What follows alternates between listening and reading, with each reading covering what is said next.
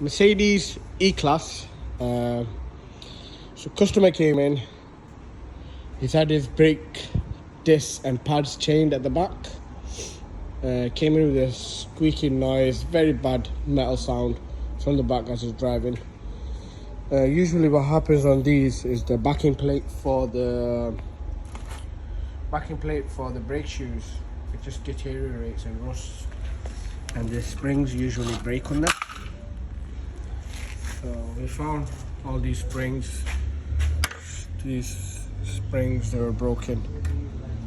The brake shoe had come off. Taking that off, you can't really get to the back of these bolts for the bearing. So best thing, just found it more easier. Well, it's not easier, but found it more easier to open the hub, remove the bearing bolts from the back, move the bearing, take the backing plate off. We just ordered the backing plate from Mercedes, about 40 quid.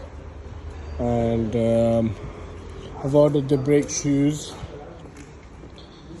and the spring kit from Knutsford Motor Factors.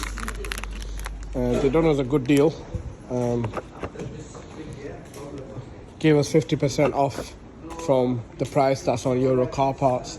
So it was a good deal. It's a local shop in Longsight,